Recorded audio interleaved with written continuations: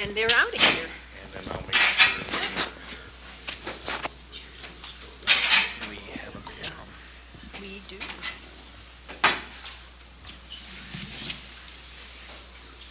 Okay. Okay. I'd like to call the Harvard Administration Committee meeting to order, September 17th, 2024 at 7:10 p.m. Roll call, we have Alderman Carncross, Alderman Gorman, Alderman Perkins, and myself, Alderwoman Haderlein, so we have all present. Public comment, I think everybody that's here is here to present, so don't have to worry about that. So first item number 3 is the audit presentation, so I will turn it over to Deb and Matt. Matt Barron with Lauterbach and Eman. Thank you. Thanks, Deb. Thanks for the introduction. I'm Matt. Good to see you guys again. I'm the partner that's oversaw your audit here the last few years. Happy to be back again.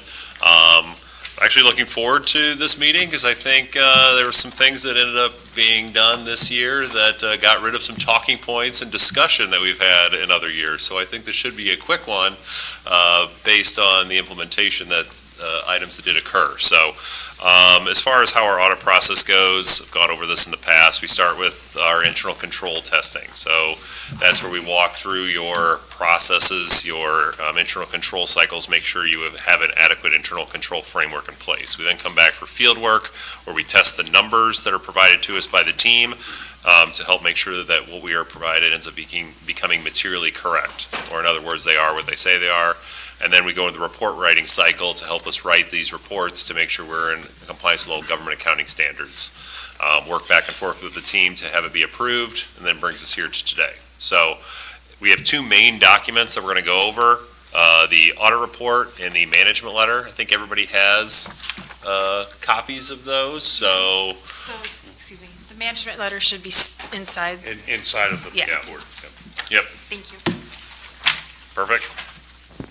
We'll start with the audit report. I'm going to go through and hit the highlights of it. If at any point in time you guys have any questions, I'd be happy to answer. But I'll keep it at a high level for you, and I'll give you any more detail as you guys would like. So in the audit report, let's flip forward to the true page 1 in there. It has the Lauterbach and Eman letterhead at the top. This is the main thing that you're getting from us. This is your opinion page. We gave the city an unmodified opinion again this year, which is the highest opinion that we provide. Basically, those 3 steps that I laid out, we have an adequate internal control framework in place. The numbers in this report are what they say they are, and this audit report is in compliance with all government accounting standards. All those check the box for the city to help get us to this opinion that we have. Flipping forward from there, we'll go all the way to page 7. This is the start of the management discussion and analysis. What this section is a high-level narrative summary of everything that's within this audit report. So rather than flipping through all 100 whatever pages are in here, you can read this section to get a good high level of what happened at the city during the year and where things ended up at the end of the close of that fiscal year. Since I'm going to go over that within our presentation, we'll flip past this whole section and go all the way to page 23. On page 23, we're getting to the balance sheet. So these are your numbers that you as the board are partially responsible for is when you're doing the budgets. So when you put the budget together, you're approving for each of these different funds what it is that they're allowed to spend and where we ended up at the end of the year. So these are your governmental funds. We don't have long-term assets and liabilities in here. Far right-hand side, the totals, second number up from the bottom there is we had a total of all of these fund balances of about $11.1 million. The main fund in here is the general fund, far left-hand side. We're at $7.8 million. So how do we do this year? Let's go forward to page 27 and 28. On pages 27 and 28, this is your income statement. Again, far right-hand side, the totals, third number up from the bottom, we had a total increase across all of your funds of about $1.1 million. General fund specifically, we go over to the left, we see where we ended up. We had a total increase of $664,000. Ultimately, that number is low because we can see right above that, there was a large transfer that occurred, 1.3 million. We had your typical transfers that happen here from year to year, out to the TIF fund, paying for debt, those types of things. But the one that I want to point out that it went into the park fund for $767,000. So that had been a recurring topic here at the city at many of my board meetings that we talk about it. But here we are. We moved forward. We forgave the debt.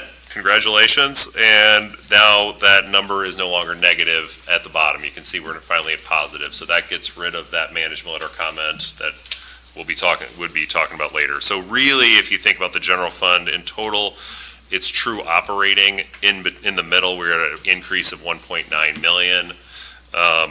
Very positive year for the general fund. We were over budget in the revenues by over 500,000. The taxes that came in were up. And then we were below budget on your expenditures basically across the board to help get us to here. From there, I always compare fund balance to your expenditures. Across all of your funds, if we compare those two numbers together to see where we're at as far as how much reserves, we're at 110%. And then in the general fund specifically, we're at 123. So even after doing that large transfer, we're still in really good shape in the general fund.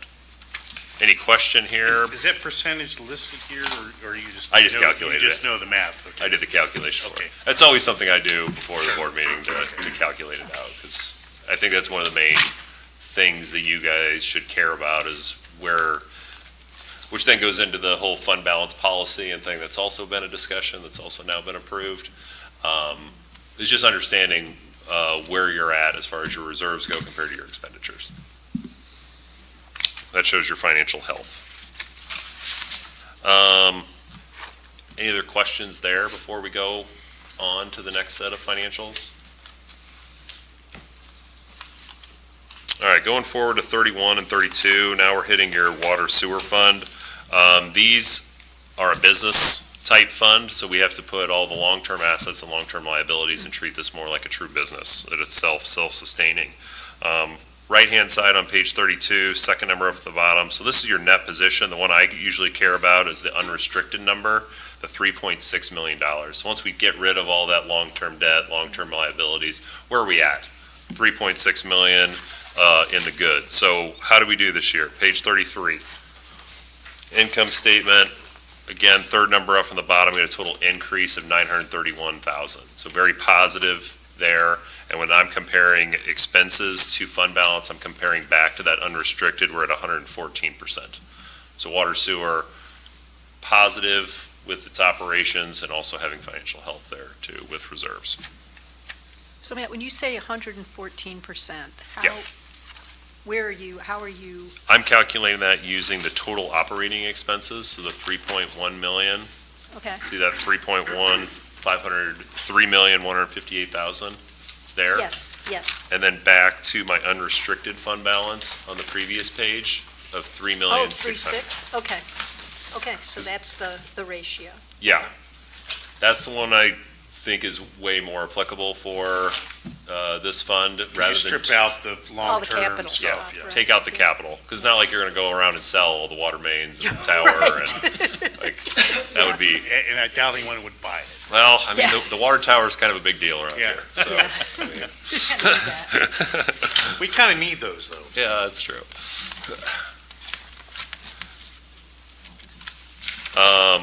Any other questions about water sewer before we go on to the pension funds?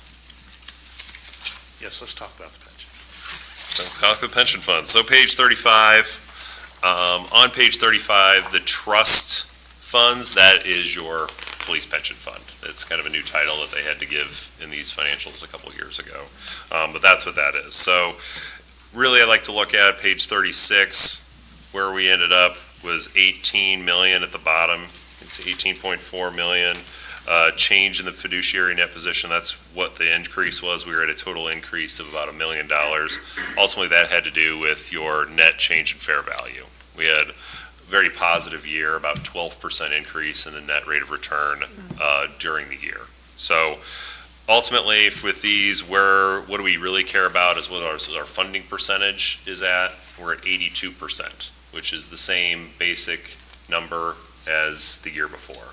Slightly down, it went from like 82 plus to 81.7 or something. I mean, I can show you the numbers if you guys 82 care minus. where that's at, but, You know, you're talking tenths of a percent. correct. Yeah. It stayed relatively flat. The reason being ultimately, we had a positive rate of return that was higher than the assumptions, which was good. Our contributions were a little bit less than what what the actuary had asked for in order to maintain that full 100%. We were below by about $142,000. So we had the big bump last year with the debt. Yep. Yep. To really fund it. This year, we ended up being a little bit less than what was being asked for by the ARC. So something to consider as you guys keep looking forward into the future years Yep. for your budgets. How does that compare to other municipalities' funding that you are involved with, so you have a direct understanding? The percentage is very high, and that, obviously what you guys did last year, to fund it in that way and then use debt to do that is a way that some others have gone about trying to help bump up that percentage. So that number is a lot higher than a lot of other ones that we do. By doing Ideally, it it that would be way. 100% funded, but, you know, Yeah, I That's mean, a- what's that's- typical, yeah. would you say? State average is anywhere between 50 and 60. Okay, So we're well ahead of our peers. Correct. You're well ahead of the state average. You just did it in a different way. You know, obviously you have a debt that you're paying down now over the course of time. So it ends up kind of washing itself out, but you're allowing the fund to invest the money and banking on Yeah. that rate of return, which obviously went very Yeah. well for you right. this year. So you guys got way more in rate of return versus the interest expense that you're Yeah. paying on the Right. bonds. So Well, So then it's we're a net positive. it was a still very making big a net positive this year. contribution. Still making a contribution each year. Indeed, Yeah. yeah. Yeah. On top of So, it. yeah, on top of that, so, I would, obviously encourage to keep looking at what the actuary is saying as far as that true funding number, to try to budget for that year in, year out, to keep up with that one, so we don't start drifting behind. Yeah. Any other questions on the audit report before I talk about the management letter? If there's any of those numbers you want me to point out, like where I find them in here, I'd be happy to take you to those numbers. I know sometimes it, just want to be told how things are going too, so.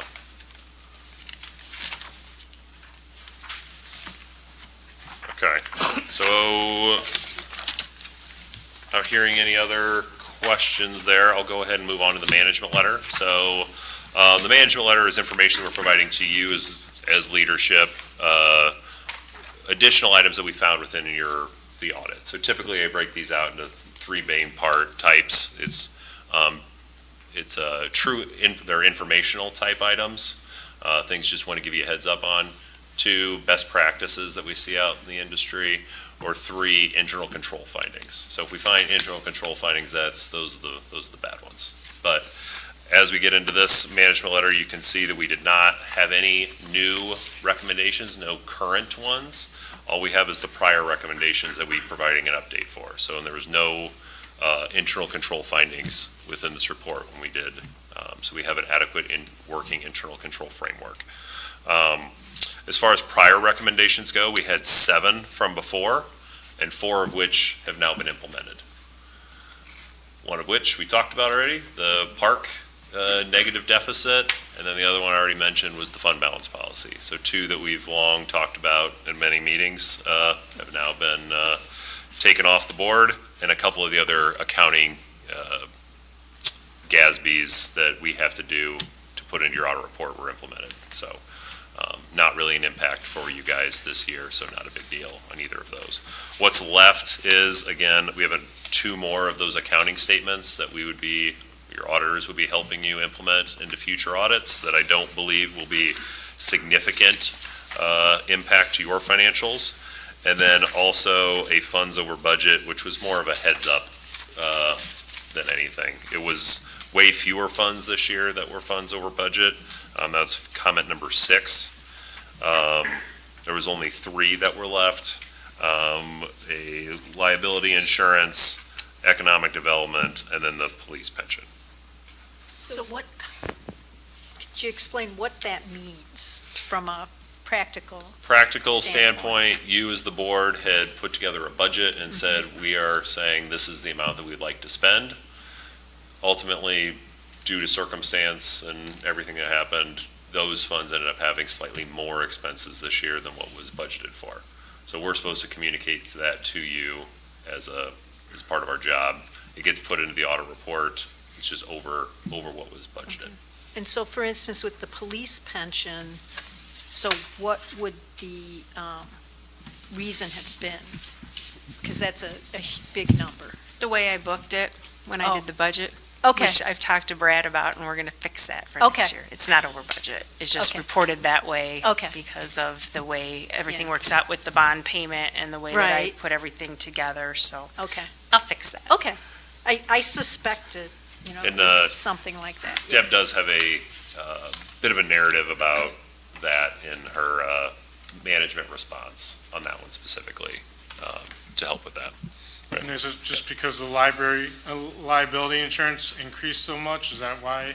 That one increased because we had some extra additional, or extra additions to our policy. We did the cyber, or what was it, the malware? No, The cybersecurity. the cybersecurity, and then our rates were a little higher than we expected because we made some changes with mid-year Right. with everything. So that should balance out in this next year.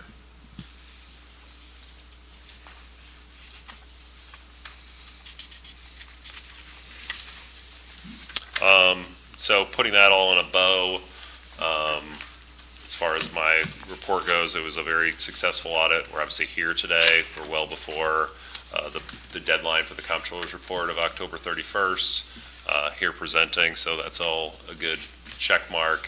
Financial condition, how the operations went this year, as I went through, was very positive, and no internal control findings as noted in the management letter. And we got through a number of things that have been a running dialogue here, which was also positive, so. Makes So you good happy, year. doesn't it? It does, I remember Yeah. After all these years. all these I love years. that. So just, since it's the one that we haven't talked about, and it seems like it's just probably pretty technical, but the number 3, the Gatsby statement number 100. Yep. So what should we be doing different? These are really just heads up for you, and I didn't Okay. cover them in more detail because it's not a big deal. Okay, Uh, okay, Unlike where last couple of years when I would talk to you about a couple of those like lease ones and the subscription-based IT arrangements that were Right. gonna potentially have an impact, Right. or multiple years ago when we had to put on the OPEB liability with an actuary report. okay, Like, those were big ones. yeah, This isn't a big one. Okay. This is not a big deal. It's- This one is, we'll just kind of check a box and move on. So okay, there's nothing for you to do. okay, Compensated absences, we'll have to do a little bit of work to it to review how we've recorded those previously versus what the standard is going to be saying. But we would be helping Deb with that to be able to help that along. And it's not going to be This is a significantly notification different. that the standards are changing, and we need to address that on future audits. With us as Right. doing it. when it's Yeah. required, Yes. okay. Like, But it's not yet, it's nothing for you to do at Okay. this time. okay. But it And might you're not become- doing anything wrong either. It's, Okay. the standards are going to change. It's basically a notification. Right, the informational type items, Right. just to give you a heads up. But I would spend more time on them if I Okay. felt like you needed to care. Okay, thank you.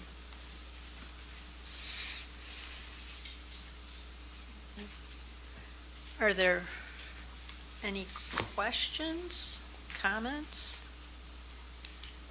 I would just say, thank you to council for giving us the ability to fix some of the long lagging issues that have kind of plagued our audits in the past. Even though the park one was painful, at least now it's sorted, and we no longer have that ding on us, even though it was just a paper update essentially, I mean, but in the end, it was the right thing to do, so. Well, and it didn't hurt us overall to make that Well, correct. it might have in the past, but I think Yeah. we're in a position today Yeah, where it didn't. it didn't, So so, it made sense to make that happen. It's good. I mean, I would just make my one comment would be, would have liked to have had the information prior to the meeting to review. I did send out a draft email about 2 weeks ago when we received it wasn't the final draft, it was the final draft, it wasn't the final form of the audit, but I did send out that draft and nothing changed from that point. So if you Okay. reviewed that one, this one would be the same. Okay, thank you. Okay. Okay, anything else? Okay, well, thank you very much, Brad and Deb. It was great. Motion to approve. Do we need Yeah, a motion? You need a motion to accept the, Okay, motion to accept the financial statement? I'll make the motion to accept the financial statement. I'll second. Okay, all in favor? Aye. Opposed? Okay, And then once it's approved at city council, it'll be posted online. okay, excellent, thank you. Thank you. Yeah, you too. Take care. Have a safe drive home. thank you. Yes, thank you. Thank you. Great night. Safe drive back to Naperville. Thank you.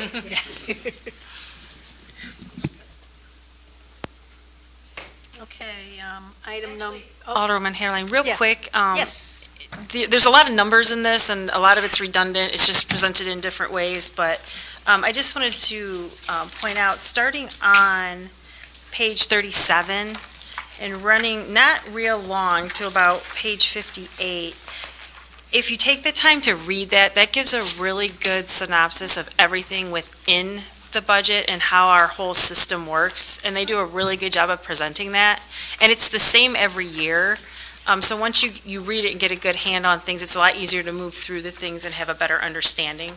And I really like the way they present this, because they do put basically all the information about, what you need to know in there in a real simplistic form.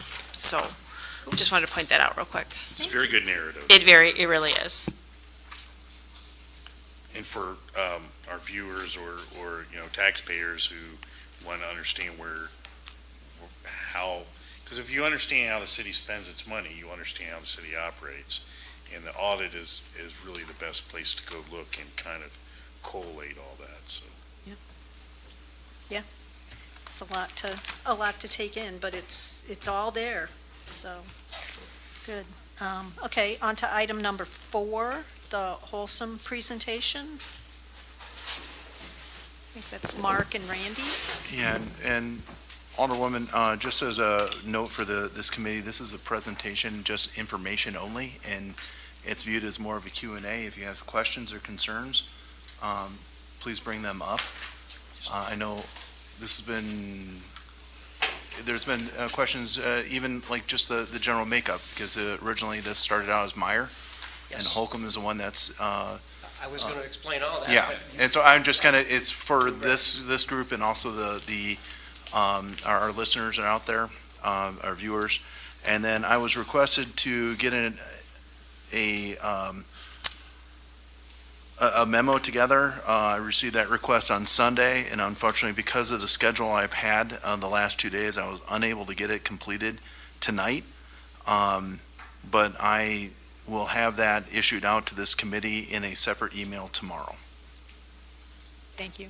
Yeah, and just for whoever's listening, I think it's important that we hear from our staff about things like this. I mean, this is a very large project that was approved 20 years ago, and that the council members did meet with Tom Zank and Randy Willie 5 years ago at Dave Nelson's set that up, our former administrator, to go over the whole history, since no one had been part of that original discussion, and so he made sure that everybody was up to speed on what was going and why he was giving the going to make the final 5-year administrative extension of the conditional use permit. And so, so now that we're at this point of, at the end of the 20 years, I think it's important for the staff to provide the council, because we have some council members who were not here 5 years ago, and to make sure that we have a good good information from the staff on what the issues are and what the history is and what we're approving. So, but thank you. With that, turn it over to you. Well, I'm the new Tom Zank, I guess. Mark Saladin, so, yeah. I learned well. Yeah. So, but, yeah, Mark Saladin on behalf of the law firm of Zank, Ryan Saladin in Crystal Lake, here representing Meyer Material, which is Wholesome. Randy Willie's going to give an overview. You've got it in your packet, but he'll walk you through the slides, tell you the current status of the project, and then we can answer any questions. Thank you, Mark. Good evening, Mr. Mayor and commission members and staff. Randy Willie. I'm the regional manager for Land and Environmental Services for the company called Wholesome, and I'll explain briefly how Meyer is involved with Wholesome as well. I was here 20 years ago, so I'm probably as frustrated as anybody to be standing here now with a little bit more gray hair, trying to explain why the project hasn't taken off. But I see light at the end of the tunnel. I'll try to explain that. But 20 years ago, when Meyer Material was here, we had probably 6 or 7 mining operations between McHenry County and southeast Wisconsin, including Algonquin, Marengo, one down here in Harvard on McGuire Road, Lakemore, McHenry. We actually mined the old Bigfoot sand and gravel site with Randy and Luann Powell for some period of time as well. And it's a commodity business. Things run lean, things run rich. Competition crops up. There's a lot of changes. Economically, it's a cyclical business. So to see this sit for 20 years and not get off the ground, I just know it will get off the ground. It's just a matter of time before these reserves are going to need to be used. And that's why we're here, is to get a petition for another amendment for the extension. So we can probably go to the first slide. Talk a little bit about the ownership history. For those of you that don't know, Meyer Material Company was a privately held business up until about 2004, 2005. And we actually had worked with the Nolan family, who owned a sand and gravel pit in town, helped to build the Motorola factory in town, and became partners with them and ultimately took over their operations. But as part of our education in knowing the Harvard area, we knew we had a limited supply at McGuire Road, and we were going to run out eventually. So we were out drilling and prospecting for new sites, and that is a long process. I'm going through it right now in other counties. It takes a long time to map, explore. You're looking for quantities, qualities, access to truck routes, utilities, the right price for the land, the access, how deep you need to go to get the reserve out. So it's not easy to find. So when you find something, no matter how long it takes, I guess we just hang on for dear life until the time is right. So the Stocks and Cash farms were blessed with an abundance of good quality sand and gravel. We acquired both farms, 792 acres, in 2001. And we started putting our mine plans together before the city, and they were approved in December of 2004 with our long-term plan to convert a lot of it into lakefront property, as I'll show you in a little bit. Funny things happen along the way. Our privately held family business decided to sell off our branch of their holdings, and we were sold to a private equity firm in 2005. And at the time, nothing really changed because the private equity partners really didn't know the business. We were left to run the business. They were running the books. Unfortunately, within 2 years, they were looking at the economy and what was probably coming down the pike and made a pretty smart move. They basically put us up for auction to a lot of international companies and some domestic, but good-sized companies. And we were acquired by Holcim. Holcim is based in Switzerland. Holcim is probably, at the time, was one of the top 3 global cement companies in the world, but they also had operations in about 400 countries. We operated under Meyer's name for a period of time under Holcim, because that's just how they did things. But underneath the surface, their business was struggling as well, because the financial crisis took most of our businesses down 70%, 80% on the aggregate side or cement side for sales. And as was a company called Lafarge, who was another big 3 global player. They're based in France. And unbeknownst to all of us, they put a deal together to merge. And they ended up merging in 2015. They were touted as a global equal companies, almost like an Exxon and a Mobil coming together.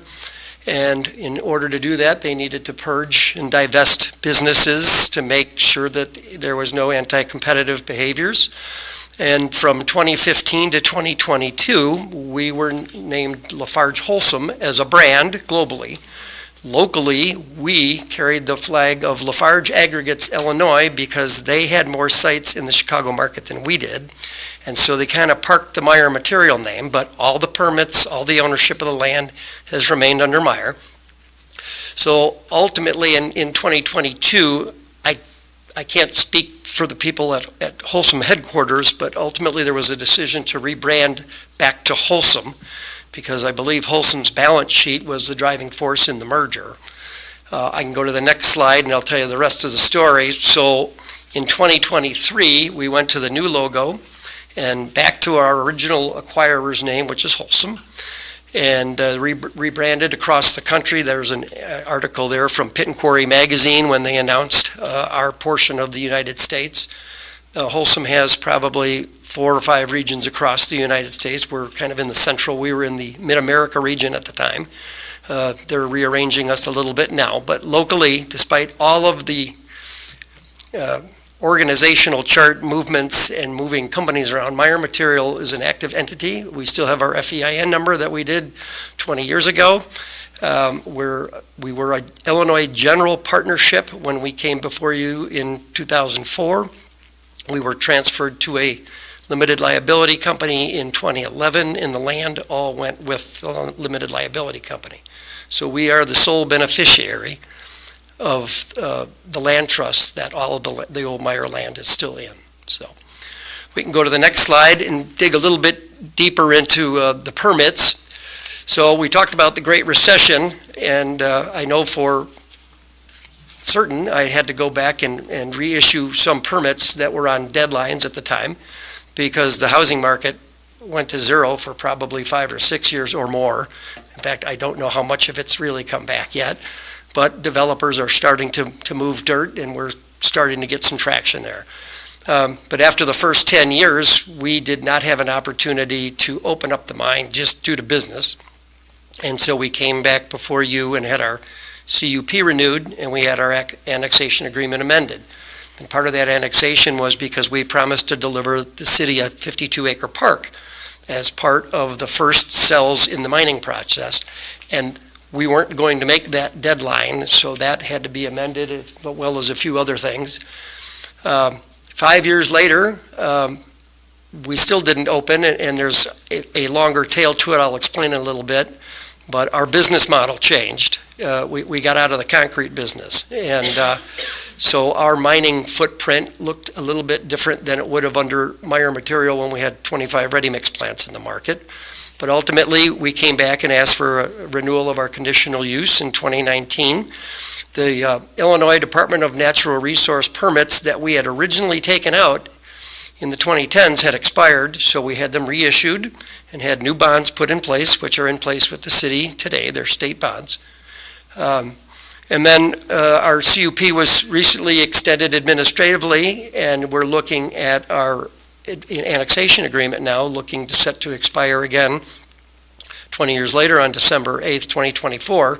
So we're here asking for an amendment to continue the extension of being in the city. Next slide, we'll get into the mine plan itself. I don't know how many of you are familiar with mining. I would be happy to show you. We could take you over to McHenry and show you what it looks like, but from an aerial, this is an existing conditions map that was prepared by Patrick Engineering. I don't know if you can follow along with my pointer, but that'll give you a general location versus the downtown area in Harvard. So if you go up to Oak Grove Road on Route 14 and head west to Lawrence Road, you'll get to that intersection, and then Lawrence Road pretty much bisects that lower southwest triangle from the majority of the property. There are a few water bodies here that we have deep concerns with. This is the Lawrence Creek that runs along here. There's a tributary that feeds that Lawrence Creek that runs down the center of one of our mining cells. And then the Piscasaw Creek actually cuts across this corner as well. So one of the advantages of this site, not only did it have an ideal deposit structure, but this is on the Union Pacific rail line, which, as you'll see, we get to another slide where we wanted to take advantage of the railing system because trucking can be double or triple the price of just mining the aggregate itself to get it places. So some of the color coding in here you'll find is jurisdictional versus non-jurisdictional wetlands, which our engineers have talked to the Army Corps about how we would mine into them and then create better water storage, better wetlands when we were through. But again, we've gone through every jurisdiction we needed to in order to come before you and have it zoned. The binder back in 2004 was probably around 4 inches thick. We were annexed in and rezoned to M1, manufacturing, with a conditional use to operate the aggregate mining as well as ready mixed concrete and asphalt batch plants, and also recycling. We are a big recycling industry, whether it's asphalt or concrete. We can rack up quite a few tons and reuse it in mixes or just use it as sub-base, which helps sustain the life of the reserves that we have that are so hard to find. Lastly, one important component of it, there was a per ton fee schedule built into the city of Harvard with an escalator in place. And the original schedule was broken into 2 buckets. One was a 4 cent per ton with a penny escalator every 5 years. So that is now 8 cents. And the other one was a flat 2 cent per ton fee, which I think the city of Harvard had discretion to use with the school districts. So right now, the original 6 cents is up to 10 cents on an escalator basis. So that is something that we have no problem continuing. In fact, once we open, maybe there's other opportunities where we can give back to the community. It's just hard to justify paying a lot more now when we're not even making any profit to share. So, next slide, please. So that was existing conditions. So this is a similar footprint, but it's our operating plan. So the first thing you might notice is all along the edges here, there's these wide boundaries. These are where we would strip the topsoil off the cells and build earth berms around the perimeter as a protective measure. It's a good screen from neighbors. We need to put the good soils like that off to the side so when we reclaim it, we can push it all back in without a lot of expense. A couple of things here that took place that I'm going to squint, but we deliberately went around a couple of wetland areas that are jurisdictional, so we won't even mine them. We will just simply berm up to them and work our way around. The processing plant would be the last cell we would mine, and this is where we would be offloading onto rail as well. There would be a tunnel underneath Lawrence Road here, and we would pretty much mine counterclockwise, this being the first cell, and then we would mine cell 2. And keep in mind, these cells are maybe 6 to 7 year periods. This is a long-term mining prospect. This could be a 40 to 50 year mine. So we'd go from cell 1 to 2 to 3 to 4 and so on around, and then we would probably excavate a portion of this and truck it to a different facility and sell it outright in a different way. But ultimately, this footprint made a lot of sense to have the processing area because you're up against the rail. So that's where the truck traffic is coming in and out to get weighed, ticketed and back on their way. And obviously the rail loading and unloading would happen right along the rail as well. I won't bore you, but there are some very important footnotes down here that say some of the conditions on which we will move forward with the mine. Some of them have to do with surveying for endangered species. Some of them have to do with advanced notice to the Army Corps of impacting a wetland. Again, that's all part and parcel of the research we had done in '04. Once up and running, this has upwards of 40 to 50 million tons of state-approved, state-spec, IDOT usable materials, which is very valuable, particularly in a county where we're probably running low on deposits. It would be all union.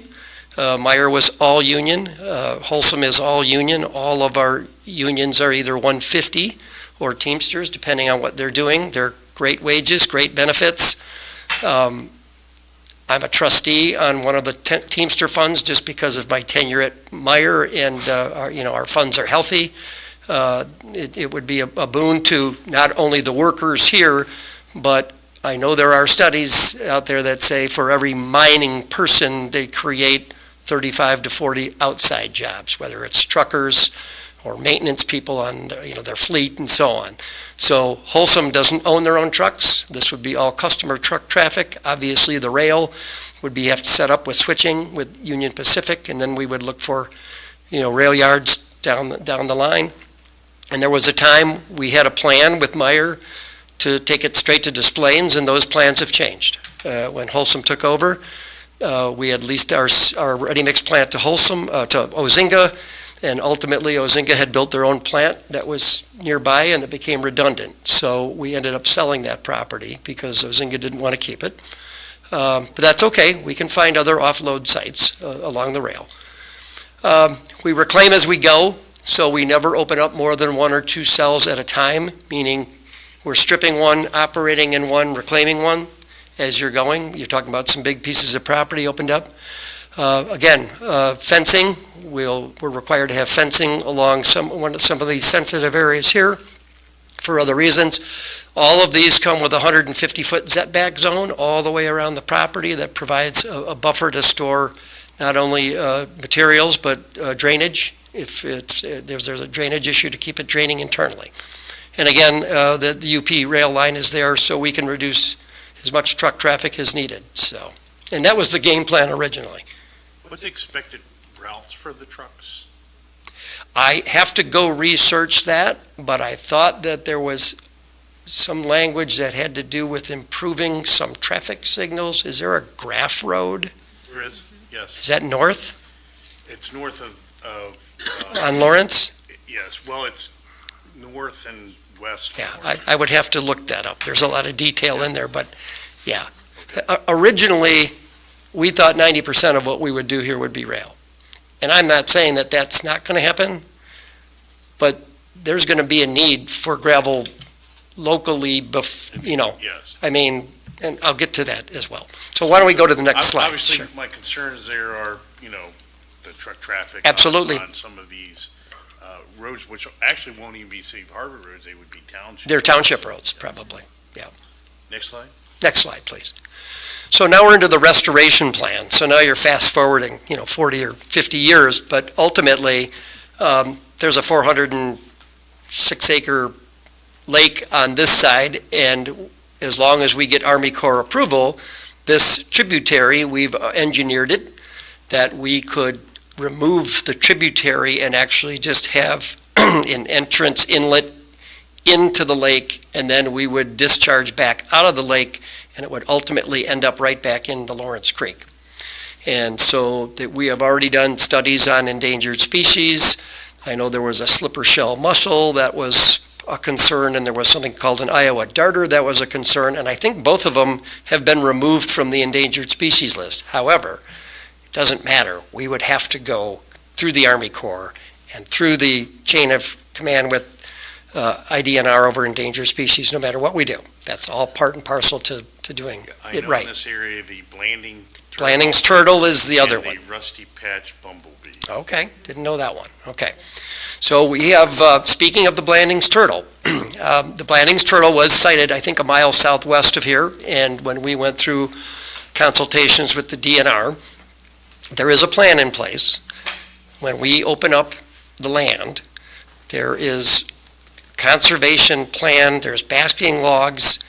There, if we don't fence it, we have to berm it 2-to-1 on all areas. I think over on this side, because Blanding's turtles can't climb a grade that steep. Otherwise, we put a fence in, which is fine. We have to train our employees. We have to run a patrol along the road. If it's once or twice a day, there is a long litany of things that we would be required to do. This was all done in 2004. This was all done in 2004. So how much of that is valid now, and do you have to go through it all again? We would probably have to get the consultation to make sure that the species, like I said, some have fallen off. And then we'd have to I'm find, talking more generally in all your environmental requirements. the permits, the only permits that we have today, we have the land use permit with the city. We have the surface mining permit from the Illinois Department of Natural Resources. So we could physically start mining tomorrow, as long as we got an air pollution control permit for our equipment. And if we were discharging water, we would need an NPDES permit. But many mines in the county don't need to discharge off-site. They can just self-clean. What we do in several of our places is draw water from the aquifer and put it right back into the lake after we take the sediment out. So those studies that were done and so on are still valid? I would say yes, with the exception of the endangered species. Okay. That was probably the one that, until you're ready to go.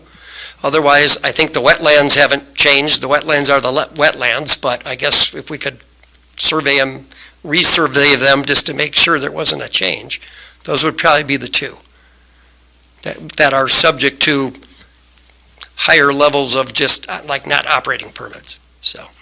Well, and I believe there have been changes with both the local and with the Army Corps, the rules with regards to wetlands. They've flip-flopped quite a bit, I think, over the last 10 years. A lot of Yes. change, yeah, and then Yes. with the county stormwater. Yes, and the ordinance, county and that stormwater is- would be part of it too. Yeah, that is, Yeah. Yeah, we received a letter of no objection from the Army Corps I remember to that. mine.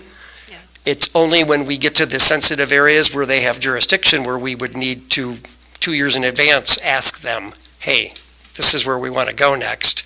And then we follow their lead, whatever surveys we would need to do. So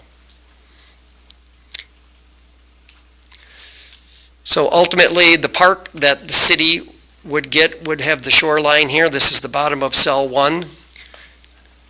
I thought by now we would have had that, and we're still in a holding pattern. And that's on Lawrence? That would be just off of Lawrence Road. I think there's even a fencing requirement that the city might have, just because we have the Mine Safety and Health Administration. It's like the equivalent of OSHA, but for mining. And we always make sure we are demarcating what we're doing versus what anybody else is doing, including if there was a concrete plant over here or an asphalt plant over there. But this park isn't likely to happen till 50 years after you've started mining. Well, Is that correct? I think it was designed to be deeded to you in the first 10 years. Oh, it is? That's why the First Amendment, I think, covered the delay, because we thought we were going to be opened up and we would be so far away from that by then, we would just, have a conveyor belt going underneath the road here, and if you wanted to have a park and have a swimming platform or whatever on it, that could have been done, so. So I think the amendment indicates that the park donation would be made to the city when the Department of Natural Resources releases the reclamation bond Yep. for the entire park property. Yes. Which would be basically part of cell 1, Yes, if I'm looking at Correct. this, So basically, when they move on to cell 2 from cell 1, that's when they and would when then, they've approved closing yeah, that. because he said Yes. 7 to 10 years, so within the first 10-year Yeah. block, and there's 5, 6 cells. they can do partial releases. You can give them a bond, and then they come out and inspect once or twice a year, and if they start seeing that the grading and vegetation is taking to their liking, then you can put in a request to release a portion of the bond. So you may start with 250,000, and then they'll release 50,000. So Randy, has your plan changed in terms of what would be going on in cell 8, the triangle? The triangle? Yeah, No, I can 'Cause tell you I thought that there was going to be it's, an asphalt. well, there's zoning to include asphalt and Right. ready-mix Right, batching. yeah. I know why the ready-mix was included, because back then Meyer was in the ready-mix Right. business. We were planning to exit McGuire Road entirely and move to the north. Right, And like I said, things changed. Yeah. Now, Ozinga was actually renting from us the plant up and until a year and a half ago. Mm-hmm. We sold them the operation, so now they own that 14 acres now. Okay. But it would be advantageous for them to relocate to our site because they save in the hauling, having 3/4 of their raw materials sitting right in front of next them, to the which plant, is yeah. why we do what we do. Same thing with an asphalt You company. eliminate all that transportation. You get a lot of truck But traffic out of the they way. still have to get it out of there, though. I mean, they still have to move it out of there. You mean Ozinga? Ozinga, We would yeah. probably go to Ozinga and invite them to put up a plant on a portion of that triangle piece where it was out of our main aggregate sales, but then they could load off the backside. We have many situations like that right now. In McHenry, they do it. In South Elgin, they do it. In Algonquin, they do it. In Summit, but their traffic is truck traffic. Yes. They're not loading onto trains, so that would then increase the truck traffic here. but they'd be really they're in downtown Harvard, I guess, right now off of McGuire. You're just moving it because they'd probably get out of the McGuire Road site. I guess that would be a question for them, but Essentially, you're saying there'd be a trade-off. it'd be a trade, to the other. yes. And I can't speak for asphalt. It was just something that, I don't know what Harvard looks like in, 20 years, and the need for having an asphalt plant out here might be fantastic. So, yeah. So, The thing I have a question about is that even if the city took control, and you're doing these in sections, the lake can't really happen until it's all done, right? well, it can, because you got to envision, this is all cornfields, and we can mine this out and probably put a berm right on top of cell 1. So the And- lake wouldn't be all 8 zones? No. Or in that case, 7 zones? It wouldn't look like that until we were leaving. Right. That's 50 years later when yes. it's that big. Yeah. So you build a dam. There would be there would be virgin ground, because the last cell on this side, I think, sits right here. Right. So this would be virgin ground, and I'm sure we would probably have A some berm, screening so you berm can't there see. anyway, because once we strip cell 1, we'd want to be, Okay. So at no point do you have this massive open gravel pit just exposed to the world. It would be No. building, you'd have a pond and it would just get Yes. bigger and bigger as We- you go. we prefer to reclaim as we go, because then we don't have to double handle dirt. So if you take the first cell when you open a mine is the toughie, because there's no place for it to go, so you have to put it off to the side. But then you can take dirt from B and put it on A and C and put it on B, so economically it's a commodity business, so you win and lose jobs for pennies a ton. So cost control is important too. Well, and ultimately, you don't end up with a giant eyesore. Well, then you end up with a lot of work at the end too. Yeah. So, yeah. So Well, it's and like it's- off of 294 by Calumet City, when you're going over Yeah. 94 and 80, down there in South Chicago. Cal City. You know that big Just a mine? massive hole. Well, there's a limestone quarry. Yeah. Yeah, that's the That's Thornton right Quarry. there. It's on, and then it's Oh, that's a hard rock quarry, so that's gonna have a whole lot different. It won't look like that. I mean, No, it won't. This is gonna sand and be gravel. Wet mining, right? Well, I mean, predominantly because the groundwater's so, The deposit makeup is probably 30 feet below water, so the lake will be 30 feet deep on average, okay, and maybe 10 feet above water. Pretty uniform. I mean, that land is flat. Yeah. And the deposit is very uniform. Yeah. So. oh, yeah. Glaciers Mhm. did that, Yes. We can go to the next slide, and then we can probably I got one more slide after this. So I guess, as I was saying, obviously, we're impatient. We'd love to open this up. It could happen tomorrow. It could happen a year from now. It depends. once we divested Myers Concrete Operations, I think taking everything down to O'Hare Field, which was our master plan, because we had 5 or 6 concrete plants down there, plus there was a couple competitors. I don't think it has to be that anymore. We might be able to have 1 or 2 different stops, maybe in Crystal Lake, maybe in Fox River Grove. But wherever we can take the material and offload it, then there's a lot of customers down there than in a more developed area.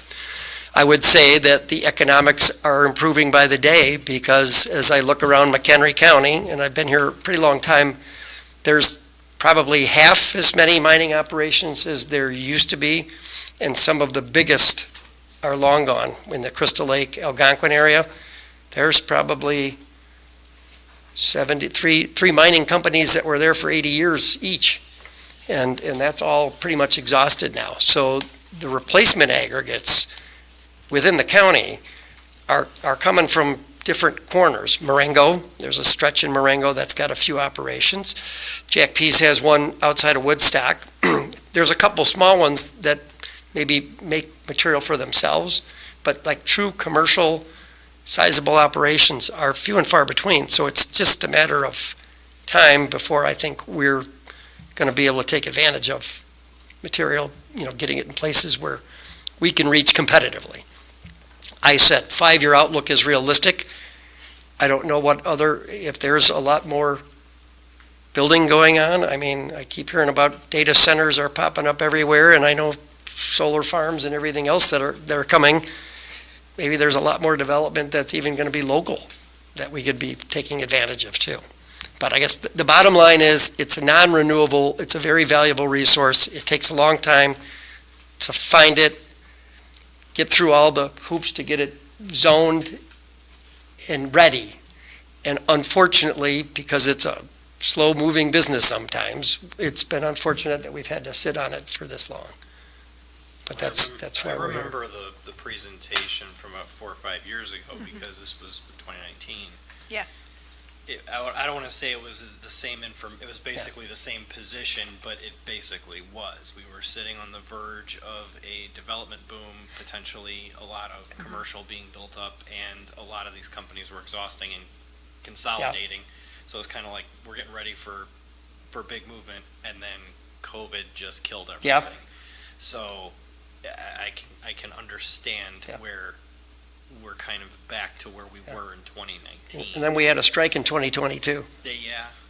We lost 4 months of production in 2022. Yeah, well, and then now interest rates have been elevated for some time. That reduces the demand for projects because of financing. Now, I guess tomorrow they're potentially looking at a potential rate cut. So, I mean, this all tends to make sense as to why I don't want to say it's like deja vu, but it's kind of like deja vu all over again. Is that the last slide? You have another one? I think there's one more, but I think we touched on a few things, and it's just kind of like things that are going on while we're not mining. And Illinois Foundation Seeds took over the farming for Twin Garden Farms about 5 years ago. So they farm about 90% of it, other than where the farm buildings used to sit. We do rent out a couple of farm buildings that are still up along Lawrence Road to Fritz Farms and to the farmers themselves. We've taken down a lot of the buildings. We have no trespassing signage up. We've put barricades and other security measures up so people aren't running around. The county has a monitoring well on one of the properties, so they can, I think they got a grid all the way across the county because they like to keep track of the groundwater. And we volunteered, I think it was on the Stockton side of the street. We cleaned up all of the old iron on the McGuire Road site that hadn't turned a wheel in a while, so that place is pretty much cleaned up as far as debris. The only thing left there is stockpiles. But do you still own that, or that? We still own the site that has the truck scale. Okay. What we sold to Ozinga was the 14.5 acres to the west. Okay. So what's your plans with the site with the truck scale? Well, as soon as Ozinga consumes the rest of the stockpiles, because we sold them the stockpiles, And so they have a key and they ticket their own stuff out of there for their own use. We may sell it. I have had discussions, because we're a very sustainable business. We have people that, I talked to them about solar, because there's a ComEd substation, there's a On the other side of the 3-acre tracks, yeah. adjacent to us. It's really a cutout of our existing site. I haven't heard back, it's a big company. But yeah, there was a time we even looked at setting up hardscape and salt storage. We just haven't done anything. But there has been interest in selling it for the right price, or if we can monetize it in a different way, we would do that. But I would say, going back there and mining, there are reserves on the books there, but I don't think we're ever going to do that. The equipment's out of there. So, all the electrical's pulled except for like to what's running the scale. So, Yeah, I think there's just, there's still a trailer there for the scale. yeah, sure, there should be a scale house and a trailer, so. But I think we covered everything there. That's really the end of my presentation. I hope I covered enough, and if you have questions, fire away. If I can't answer them, I'll write them down.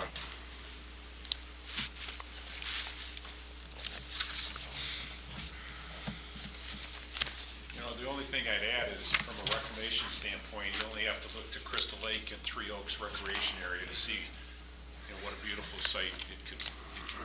And how many $1 million did that cost the city to get it there? Well, but they wouldn't have had it without it. So just again stating for the record that this presentation was always intended to be informational and for committee members to ask questions. If this proceeds to the council meeting, it's for them to come back with those answers at the council meeting. So similar to what happened 5 years ago, again, this was informational purposes only. So what is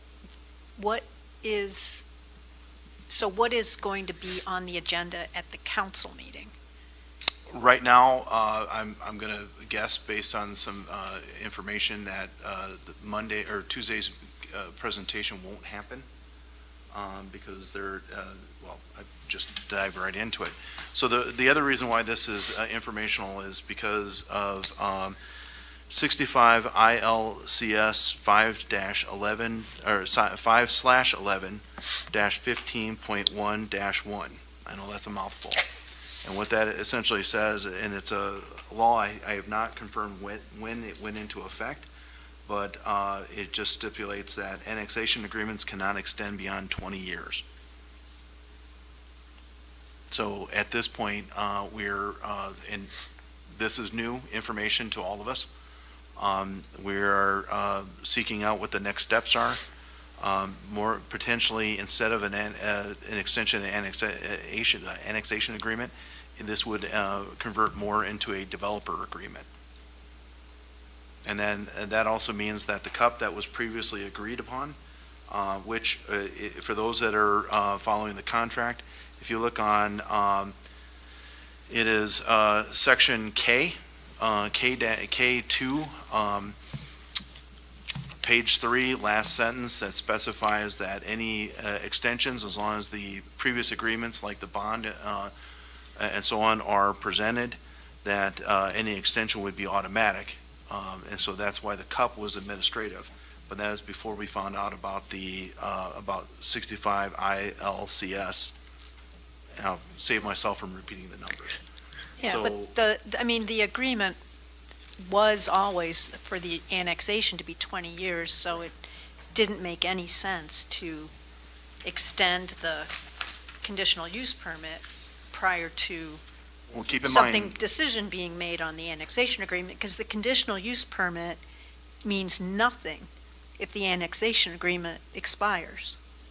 that is correct. And, but keep in mind too, that the original petition was for an extension of time.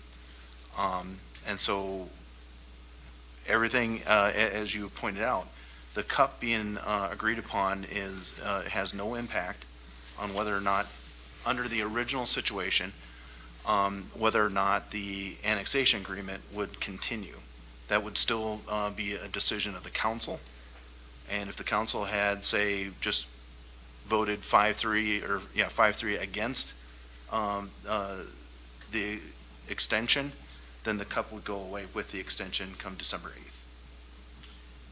The annexation agreement is the guiding document. Right. The CUP is subservient to the annexation agreement. So without the annexation agreement, the CUP would go away. But at this point, the annexation cannot be renewed. In terms of renewal, we'd have to create a new annexation agreement or a development agreement based on what our attorneys are telling us. I think there's some more discussions to be had Correct. on the topic, and we'll figure out the process. Well, and I just would like to emphasize that it's going to be very important for the council to be informed about these different alternatives, the implications of them, and what our rights and responsibilities are prior to having something come before us for a decision.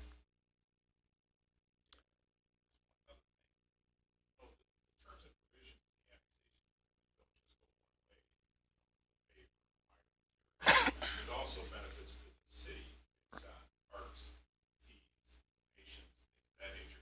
So I think it would behoove us to work together to come up with an appropriate agreement that makes sense. Well, that's the kind of information that I'd like to have provided to us by our staff. Well, and I'm just, again, clarify, tonight was supposed to be informational. The decision is up to the council, not this committee, and that's why a memo was already going to be prepared Okay. for the final decision. Okay, thank But you. we're jumping the gun a bit. Well, I think the silver lining to look at it this way is by not just extending an existing annexation agreement, this gives all parties an ability to relook at the agreement for benefits of both sides. So, and have multiple options, not necessarily just extend an existing annexation agreement. So this kind of gives everybody the ability to look at it through a contemporary lens, not one that's in excess of 20 years old. Right. So, Exactly. Thank you. Any questions or from the council? Matt? I didn't check my email later. Lou, did you send that one thing out with this? That's what I was stating I know the before, memo because- so what I asked earlier is going to be part of the memo? Yes. Okay, just making sure. Yeah. That's why, where it's in the agreement, what the state or statute is now, all that was going to be included, but because of time, Okay, was not available for today. thank you. considering we're in a holding pattern at the moment, I do appreciate Wholesome coming out, both of you guys coming out to present to us and give us this information to review again. So, not really much for us to do with it at the moment, but, Yeah. it's your own time, so thank you. Yeah. It's always good to see you, Randy. Well, Mark, this is my first time seeing you with this issue. No. I was expecting Tom. Very much. Have a good night. Thank you. Okay, item number 5, Howard Street Water Main Extension Bid. This should be in your packet for Roan Excavating. It's a quote. If you remember previously, I believe it was last year, actually, you approved the use of ARPA funds to get this water main extended in the amount not to exceed $25,000. We went out and asked for quotes from 5 different companies. Roan is the only one that responded, and they came in at a total of $22,650.25. That would be the first amount you see of 18,900, and then at the bottom, you'll see a note that we have to replace the concrete driveway because a portion of this main runs under private property. We've got permission, however, we do have to make him whole after we're done. So that's another $3,750 for the total. So I just need approval of this estimate so that Rob can proceed with the work this fall and get that off the books. So that's their recommendation or approval to the council. I'm sorry, recommendation to city council for approval. Thank you. I'll motion to approve the recommendation to city council to move forward with the bid as presented. Have a second? I'll second. Thank you, Matt. Any comments, questions? All in favor? Aye. Aye. Opposed? Okay.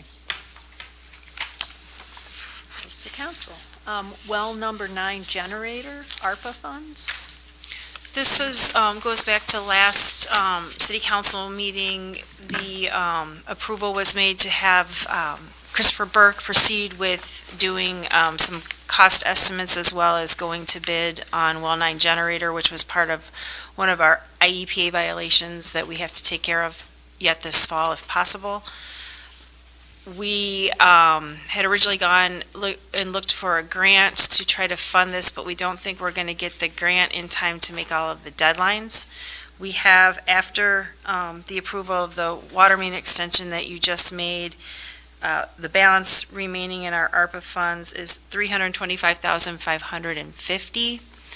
We also have to have this amount committed by the end of this year as far as what we're going to use it for, and I would ask that we contribute this entire amount towards the well 9 generator. I don't know if it'll cover the cost. Right now, it's in Christopher Burke's hands as far as getting us an estimate, but originally they thought it was going to be closer to 4.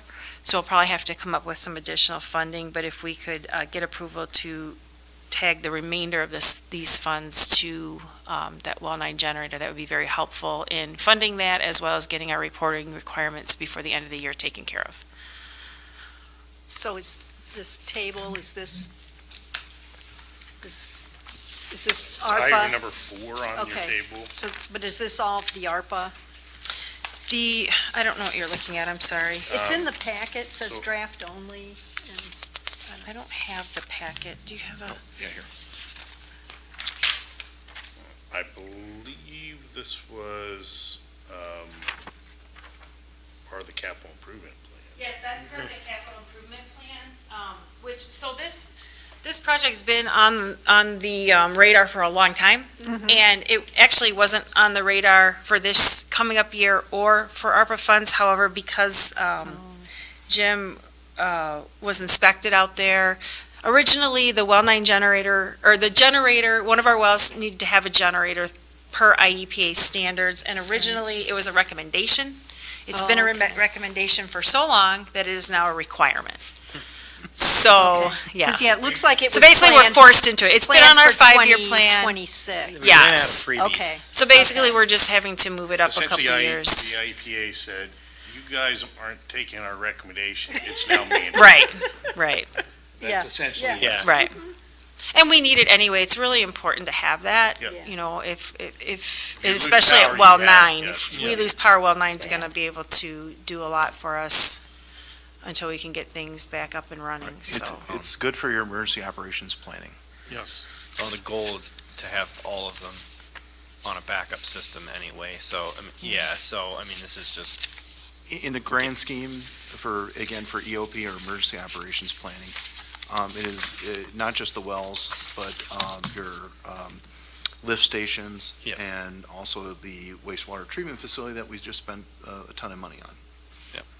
So actually, yes, we can check 3 boxes because we can take care of the ARPA plan, we can take care of the capital improvement plan, and we can comply with IEPA, which is the most important. So just looking at this capital improvement plan, that, I just want to understand it. So there were 4 items on here that were listed as being funded through the American Rescue Plan. Yep, so. And so those were those all done? Yes, the yearly testing, that was going to be an ongoing year-to-year project that we did. However, when Rob came on board, we Right. ended up buying our Got own the equipment, televising yeah. equipment, Yeah. televising, not testing. Yeah. And so that one, we've taken care of through ARPA. All that equipment was paid for through ARPA. The 173 to East Park was taken care of. That was Burger King. Oh, yeah. I'm trying to see, it's really small. Metzen Street and Moringa Road was taken care of. That was part of the Metzen/Dewey project, which is the fourth item. We did that one Yep. together. All that was ARPA funded and Okay. completed and reported back in 2023. Okay. And so now it would just be this generator for well 9, And that would sum up all of instead our of it ARPA. being some sort of grant, would be ARPA, using Correct. the last of our ARPA funds? Yeah, and the Before grant they that was run out, applied before they for, expire. What's that? Before they expire. Exactly. yeah. At least have a plan. And we still have until the end of 2025 to complete the project. We just Right. have to commit the Commit funds the by the end funds. of this year. Yep. So, and if for some reason, it would be nice if the generator came in less than the 325.5. If it did, then we can always commit those funds just to basic revenue loss. That's allowable now at this point. Oh. And then we have that revenue to use for something towards, it comes off the front end where we lost revenue at the Okay. beginning, and then we can just apply it to something else, so. Okay. So one of the things that we run into, and Deb, you can correct me if I'm wrong, is with the committing the 325, as you pointed out, takes care of 3 birds. We are still looking for grants, and there are some grant dollars out there, but until we know how much the generator is actually going to cost, we really can't go applying. So just for the sake of timing, we're asking that the 325 be committed. And if we find something in the meantime, or if the total bill comes out to 300,000 instead of 325, we still have time before December, and in by December 31st is when we have to have it fully committed. So I'll hold off to actually committing it until the end of the year, in Okay. case there are any changes, but knowing that if CBEL comes back, and, right now they're working on going out to bid. Okay. So, if we can get this project knocked out before the end of this year, we should, because our original deadline to have the well generator up and running is October 6th. We're Oh. not going to make that. No. And I need to send a letter to the IEPA on Jim's behalf outlining the actions we are taking to try to get Yeah. going on that so that we can get an extension, and Right. this would be one of them. Okay. Well, we just authorized Christopher Burke to do the engineering for that. Yes. When does he estimate that he'll have that completed? I just reached out to him today. It's not Gary, it's actually John with their office. So I got the contact from Gary last week when John we Douglas. met, Caruso. Crucial. And I just reached out to him this morning to see where he's at with it. I did not get a reply, so when I do hear, I can update the committee on that. Because I think that'll be pretty helpful in determining where. That's going to be part of the letter, which is why I had to reach out to him. Basically, where are you at with this? Because there were 4 Right. different steps in that proposal that he was going to do. So if I can show that he's at least started with step 1, I think that will help too. Yeah, that sounds good. Thank you. As far as grants, if we were to apply for grants, these, obviously the ones we're not going to hit in time, would that grant money be applicable to other generators for the other locations? Because I'm glad that you pointed that out, yes. So Okay. ultimately, all 3 wells do need backup generators. So let's say we find grant dollars and the first generator only costs, say, $325 even, then we can still apply any grant dollars towards the next generator. Okay. Or some sort of combination of the 2. But ultimately, we do need all 3 wells with backup generators. So if it goes over 325, could that grant help with the 2? Correct. Fund that? Okay. And whatever percentage Yes. goes along with that. Yes, what the percentage that we have to pay.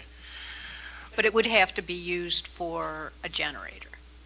I mean, if we get grant funds for the well 9 generator. It's an energy grant, correct? So aren't there different parameters we could use it for if we were awarded? But if we've committed it by the end of this year to. That's ARPA. That's Right. ARPA we have to use for whatever we commit it for. Right. So yes. Okay. The grant, I think there's different things we can use it for. Yeah, I know the grant you're talking about, there's several, keep in mind, there's always multiple things going on at one point in time. So there's a main, that's a main energy grant, emergency planning grant that's going towards just McHenry County. I mean, there's an allotment just for McHenry County. And we were trying to go for several items, including backup generators as our primary, just because they're so expensive. Then there's still FEMA grants that are, they're mitigation grants that can be applied towards specific projects. And then there's energy grants that are going on that also kind of overlap in some degrees, but they do cover generators. So we are shaking every tree possible, but we need the dollar amounts. And then keep in mind, it's not just the generator, it's also wiring it in. Cost of that. It's kind of a no-brainer on the ARPA's. I mean, we gotta use that money. We gotta commit it before we lose it. And Yeah, this is an easy way to commit it all in one go, and we need to do it, so. I'll make a motion to commit the $325,000 of ARPA funds for the generator, but to hold off until we get the quote of it, because then for then a year, then if it's less, then we can commit it to lost revenues. And I would just add too, real quick, because if there's a concern about how we're going to fund the difference, we do have additional funds in the sewer water tap-on, which we've talked about from back with the wastewater plant and those reimbursements that we pre-funded. So we do have money to cover a difference, depending on what that is. It would not come out of the general sewer water fund through the water bill collection, it would come out of our money market account. Okay, thank you. Do we have a second? I'll second. Thank you. Any further comments, questions? Okay, all in favor? Aye. Opposed? Okay, it's going to council. Thank you. Thank you.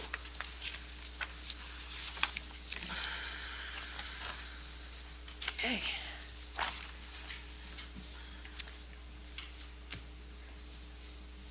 So item number 6, no, what are we up to?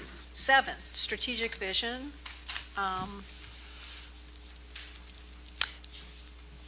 So there's a memo here, and some information on succession planning. which is- Yes, yeah. this isn't an action item. This is just based on the notes that we took at the last committee of the whole. One of the topics that was asked of staff to review was to get started on a staffing maintenance matrix so that we could eventually develop a succession plan. Getting started is the hardest part. So tried to be a little creative with it. The memo actually just explains it. The second page is just a draft of what a succession plan might look like. As usual, I did not reinvent the wheel. I stole this from somewhere else. And then I tweaked it a little bit to kind of apply more to us. And then the last 4 pages is just information on where our city stands today as far as positions, authority, responsibility, compensation, years of service, which helps determine, who's going to probably be heading out when, who's new, and hopefully would be around for a while. And like I said, this is just a draft, it's a starting point. So depending on how this committee for their portion of the strategic plan wants this to look like, this is just something to ponder and look over and go from there. So no action taken, Great. just information only. Thank you. So do we want to discuss this at the next meeting? Does that sound okay? Committee members? Yeah, that's fine with me. Okay. Just looking at the clock. Yes. And if there's any changes or typos or anything, I can always fix those between now and then. Okay. Thank you, Deb. Item number 8, I need a motion to go into closed session to discuss personnel. Is that- Motion to move into closed session. No? There was a question whether or not I was prepared to present some information in closed session. I was just relaying to the mayor that yes, I am. Okay. You are? I know, it's a shocker. Maintain my motion to move into closed session. Can we go to 11 real quick first? Is it possible? Just so that once you come out, I retract my motion. Thank you. thank you. Thank you, I'm You sorry. learned that. It's fine. Okay, we're going to go to new business, item number 11. So real quick on this is just informational only. So next month, we have the tax levy that we're going to have to be discussing. And then This year, I'd like to do a balloon levy to capture the new growth that we've had. Balloon levy is a confusing thing when it comes to trying to explain it, understand it, figure it all out. So the memo in front of you just basically has a timeline. There's a little bit extra to do this year. In October, I'm going to have to present the levy, and this committee will need to approve it as is. Then we have to have a truth and taxation hearing, which we will have at the October 22nd council meeting before the meeting starts. At that point, once that's taken care of, then we go to the November council meeting where the tax levy is actually approved, and then it has to be filed by December. So the timeline is very strict on this because we have some advertising requirements we have to meet between the time that this committee approves the initial levy and the time we have the truth and taxation. So I tried to provide in this packet as much information as possible that will help facilitate the process in October, so there's not so much trying to digest at that point. And then between now and then, if there's any questions or anything, please reach out so they can be clarified. The second page of the memo, or of the packet, is just some basic general property tax information to help get a little bit, get everything in order as far as how it actually works without the balloon levy. The third page is some information about the balloon levy. And then I also provided all of our new residential and commercial construction that we've seen from late the history goes back to 2017, but we're concentrating basically on 23, 24 to try to capture that this year. And just some data on some new businesses. And then the last page is information, and this is going to be important because there's several businesses that we've had in town for several years that are coming off of the enterprise zone. So we'll be capturing that revenue as well. Most of them expired in December, or in 2023, and then we just have one going to 2027, so. And then our TIF also expired in January, downtown. So Right. we're not going to be capturing a ton from that because there wasn't a lot of Most of it growth, was but, for the roads. Yeah. There's really not much growth, but. so those are just some things. If anybody has any questions, please reach out, so we can make it a little bit easier. There's not so much, there's going to be a lot at the October meeting too, but this will help, clarify some of that. It's a good problem to have. This is that information for you way ahead of time, so you can. Yep. Because Yes. every time we come to a tax levy, we have Yes. to have a hearing. Right. Everyone sees numbers and they jump to huge conclusions that, oh my God, my taxes are gonna go up 50%. And that's not the case, Right. It can't go up that much. Right. But we do have to do the balloon levy because all of these properties weren't previously on the tax rolls. And so that needs to be captured. Right. And the most important takeaway that I think it's, the general public needs to understand and that you could help explain is, if we do a balloon levy of, say, 10%, we're not raising taxes 10%. Right. That's our calculator to get our limiting rate on what we are going to get as far as Right. money this year, Right. based on above and beyond what we got last year. So Right. it's not a tax increase, it's a percentage to determine the rate. So. Right. And that's always Which can be very confusing. confusing. It's very confusing, sure, because it works differently in Illinois than anywhere else. Exactly. Yeah. And it's this, sort of making this educated guess on what that EAB Right. is going to be. It's backwards, right? Yeah, it really is. If we had the actual EAV prior to, then it'd be a lot easier to determine, because we know Yeah. exactly what we were getting, so. But I do know we've had a lot of new growth, so we do have to capture that. Right. Yeah. Yeah. Okay, that's all. Good. Thank you. Thank you. Okay, any other new business? Okay, now we go back to item number 8, closed session. So a motion to go into closed session to discuss personnel. I submit my motion to move into closed session. Second? I'll second. Thank you, Matt. All in favor? Aye. Aye. Okay. Okay, all in favor? Aye. Okay, we are back in open session. No. Any action from closed session? No, just discussion. Okay, any other new business? So So this is something that I wanted to make sure everyone was aware of. We do have the RFPs that went out for 4 different topics, one of them being for a potential new auditor, another one for IT services, the other for the comp study, and then the last but not least is for brokerage services. This is for our health insurance. The idea, first off, is with any RFP is to get better services at a better price, and that's starting to show itself out. I'm hoping at the next, or my plan, not hoping, my plan is to bring all 4 to this committee in October, so that you can make your recommendations at that point, what you want to do. Right now, the average for the for the compensation study has been about 4 months to do this from start to finish, and that's from the time the contract is signed until results are presented.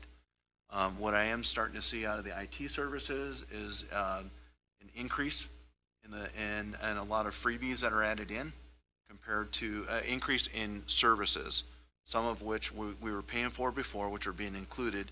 And as I've discussed with all of them, the goal is to bring a lot of this into some sort of structure. Right now, we couldn't tell you for sure what's on what computer, what subscriptions we've done. We've got some that have Adobe Pro, some that have Kofax. We need to have this all standardized. And the other part to it, and this goes back to like the personnel, should someone be dismissed or decide to just walk out on their own, we can lock out the computer and not lose anything because everything's being backed up. This is what the IT people that have done tours and asked questions are being told. Brokerage services, the goal there is to find someone that will fight for the city as far as getting better premiums. And also, and this is what I'm used to as far as brokerage services, that broker is the one that should be coming in and having sit-down meetings with all of the staff members, be at different times, but explaining any and all the changes. So it's not like a simple memo and having to try to figure it out after it's been agreed upon. So that is the standard I've set for the brokers. And so we've had about 5 or 6 people. I could be getting them a little mixed up. Every category, we've had multiple people apply. That's good. And then same with auditing services is to look more for a 5-year agreement with an opt-out, but so that we have the prices locked in for the next 5 years. All the lights there? I don't know. Okay, thank you. So again, the whole idea is to increase the quality, lower the price, or at least keep the price in check, and provide more downwind. If the broker, we get the right broker, they fight for the city as far as getting a good premium, that's going to keep our costs down, and so on. So that's maybe a 5-minute highlight reel that hopefully at the next meeting we'll have more time and Great. we'll be able to go through each and every one. And yes, when you get the results, you will get a copy of the RFP.